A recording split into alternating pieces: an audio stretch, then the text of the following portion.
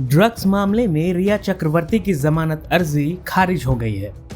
मुंबई के session court ने शुक्रवार को भी रिया के साथ ही उनके भाई शौविक चक्रवर्ती, सुशांत के स्टाफ सैमुअल मिरांडा और दीपेश सावंत व ड्रग पेडलर जैद विलात्रा और अब्दुल बासित परिहार को भी बेल नहीं दी है। रिया चक्रवर्ती 14 दिनों की न्यायिक हिरासत में भाईखला जेल में बंद है और अब जैसे आसार हैं उन्हें 22 सितंबर तक सलाखों के पीछे ही रहना होगा। रिया और शौविक की जमानत अर्जी पर गुरुवार को उनके वकील सतीश मान शिंदे ने कोर्ट के सामने खूब दलीलें दी। दीपेश सावंत और बाकी आरोपियों के वकील ने भी जिरह की, लेकिन कोर्ट ने एक नहीं सुनी। रिया और शौविक दोनों भाईखला जेल में ही बंद है। रिया को जेल की महिला विंग के सर्कल 1 में रखा गया है।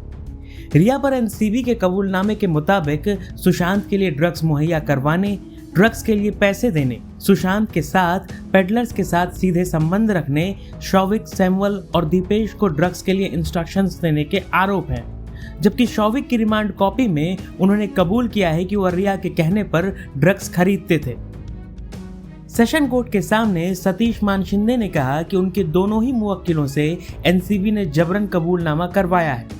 रिया ने 8 सितंबर को भी गिरफ्तारी के बाद मजिस्ट्रेट कोर्ट के सामने यही कहा था कि उनसे जबरन कबूलनामा करवाया गया है और वह रिमांड कॉपी में लिखे बयानों से खुद को अलग करती है। रिया चक्रवर्ती के भाई शौविक और सुशांत के हाउस मैनेजर सैमुअल मिरांडा भी 14 दिनों की न्यायिक हिरासत में है। दूसरी ओर गुरुवार को कोर्ट में जमानत का विरोध करते हुए एनसीबी ने कहा कि उनके पास सभी के खिलाफ पर्याप्त सबूत हैं। एनसीबी का कहना है कि ये आरोपी बाहर निकलकर केस को प्रभावित कर सकते हैं। एनसीबी ने कोर्ट से कहा कि मामले में पूरे ड्रग सिंडिकेट का पता लगाने के लिए उन्हें अभी बहुत लोगों से पूछताछ करनी है। ऐसे में यदि इन आरोपियों को जमानत मिलती है तो ये केस पर नकारात्मक असर डाल सकता है। एनसीबी ने कहा कि हमारी जांच प्रारंभिक दौर में है। हमने एक पूरा मनी ट्रेल तैयार किया है कि कैसे कैसे पैसा कहां से और किसके पास से आता था।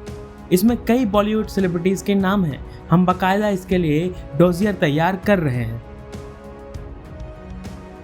रिया के मामले में एक और कानूनी पचड़ा है। दरअसल उनकी जमानत में सबसे बड़ा पेच धारा 27A है। एनडीपीसी एक्ट की इस धारा में 10 साल या इससे अधिक कैद की सजा है। रिया के खिलाफ यह धारा लगाई गई है। 27A में अवैध ड्रग ट्रैफिकिंग में पैसों के लेन देन का मामला आता है। आमतौर पर जिस धारा में 10 साल या उससे अधिक की सजा का प्रावधान होता है, कोर्ट उसमें जल्दी बेल नहीं देती है। हालांकि रिया और शौविक के वकील सतीश मान शिंदे अभी हार नहीं मानने वाले हैं। सेशन अदालत के बाद अब वह जमानत के लिए हाई कोर्ट का रुख करेंगे। उम्मीद की जा रही है कि मान शिंदे सोमवार को हाई कोर्ट का दरवाजा खटखटाएंगे। इसके साथ ही दीपेश सावंत के वकील ने भी कहा है कि वह सोमवार को हाई कोर्ट जाने वाले हैं। ऐसे में देखना होगा कि बॉम्बे हाई कोर्ट मामले की सुनवाई के लिए कौन सी तारीख मुकर्रर करता है। आगे जो भी हो, फिलहाल इतना तो तय है कि कम से कम सोमवार तक भाईखला जेल ही रिया चक्रवर्ती का ठिकाना है। Bureau report, Navbharat times.